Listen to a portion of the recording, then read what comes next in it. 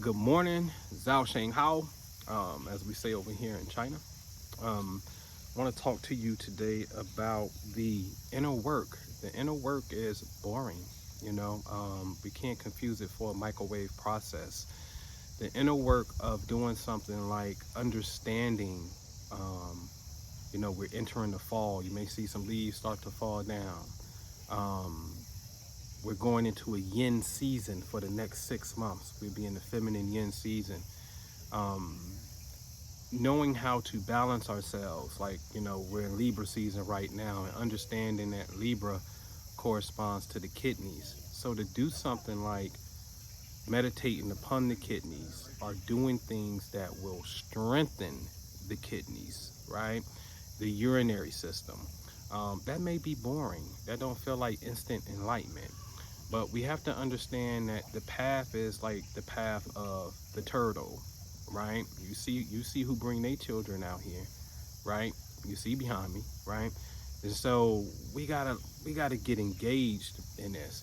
But the path of the turtle is that of longevity. This is why the turtle is highly revered in Native American culture, a lot of indigenous cultures, and absolutely in the China culture, because it's a symbol of immortality, busho, right, which is immortality, long life, okay, longevity. And it's about taking your time. So to be able to do these practices on a consistent everyday basis, something as boring as breathing and breathing through the pores and whatnot, allowing yourself to really connect with the chi, which is vital energy, and kong chi, which is the air, right? Allowing that to really come in, like that breeze is coming through now. Allow that to come and just really fuel your being one with the way, being one with nature. So it may be boring, but I promise you it's very peaceful, which is called haping. It's very peaceful. It brings you into a state of harmony. Peace and harmony are the same thing, haping. Um, and it's just very relaxing, and it's good for the central nervous system of the body that sends all electrical impulses to every single thing in the body. And notice that it looks like a tree. When you look at the nervous system, it looks like a tree.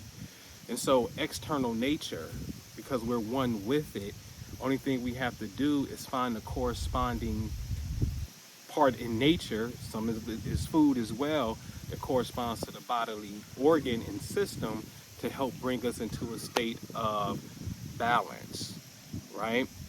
All right, and so I know it may be boring. This is not a microwave thing, but it's all about your consistency.